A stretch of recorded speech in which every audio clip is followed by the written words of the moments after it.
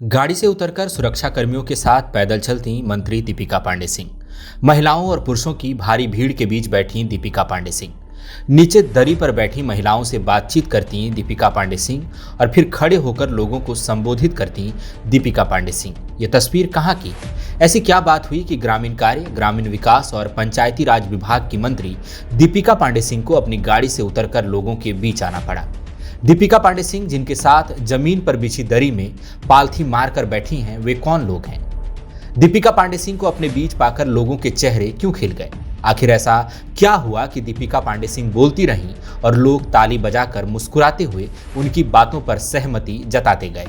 दीपिका पांडे सिंह की इन तस्वीरों ने नेताओं को लेकर बना कौन सा स्टीरियोटाइप तोड़ दिया है? आखिर दीपिका पांडे सिंह हेमंत कैबिनेट में अपवाद क्यों है? इस बात का जवाब इन तस्वीरों में ही छिपा है। इन तस्वीरों की पूरी कहानी आपको बताएंगे, आप हमारे साथ बने रहिए। महिलाओं और पुरुषों की भारी भीड़ के बीच बैठकर उनसे स्नेहपूर्वक बतियाती दीपिका पांडे सिंह की ये तस्वीरें 8 दिसंबर की हैं। ये लोग मनरेगा कर्मी हैं जो रांची में अपनी विभिन्न लंबित मांगों को लेकर विरोध प्रदर्शन कर रहे थे।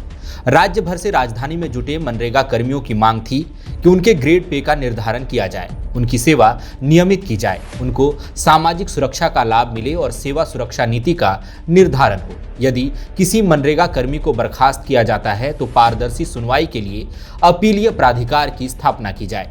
इन मनरेगा कर्मियों को उम्मीद थी कि आखिर विभाग तक उनकी आवाज पहुंचेंगी और मंत्री उन्हें बातचीत के लिए बुलाएंगे। हालांकि रांची में हाड़ कंपाने वाली ठंड के बीच खुले आसमान के नीचे बैठे इन सैकड़ों मनरेगा कर्मियों की आवाज जैसे ही मंत्री दीपिका पांडे सिंह के पास पहुंची, वह फौरन दफ्तर छोड़कर इनसे मिलने पहुंच गईं।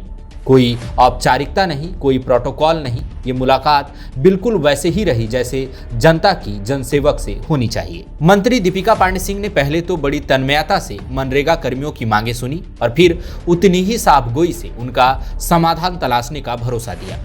मंत्री दीपिका पांडे सिंह ने बिना किसी लाग लपेट के मनरेगा कर्मियों से कहा कि ग्रेड पे की उनकी मांग पर तत्काल अमल करना मुमकिन नहीं है, लेकिन पिछले दिनों मनरेगा काउंसिल की बैठक में आपके मानदेय में 30% की वृद्धि पर सहमति बन गई। जहां तक बात सामाजिक सुरक्षा की है तो सभी मनरेगा कर्मियों के लिए हेल्थ इंश्योरेंस, लाइफ इंश्योरेंस और एक्सीडेंटल इंश्योरेंस का प्रावधान होगा। मंत्री दीपिका पांडे सिंह ने मनरेगा कर्मियों को यह कहकर आश्वस्त किया कि आपकी प्रत्येक न्यायोचित और विधि सम्मत मांग पर हमारी सरकार संवेदनशीलता से फैसला लेगी। दीपिका पांडे सिंह ने कोरोना काल में मनरेगा कर्मियों की भूमिका को रेखांकित किया।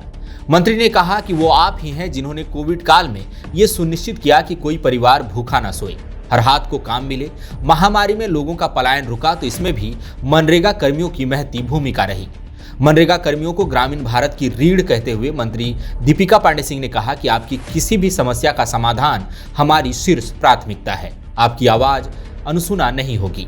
मंत्री दीपिका पांडे सिंह जिस प्रकार मनरेगा कर्मियों के बीच पहुंची, उनके बीच बैठकर उनकी समस्याओं को सुना, मनरेगा कर्मियों को भी भरोसा हुआ कि उनकी मांगों पर सकारात्मक तरीके से विचार होगा। मंत्री दीपिका पांडे सिंह का ये जेस्चर चर्चा का विषय बना हुआ है।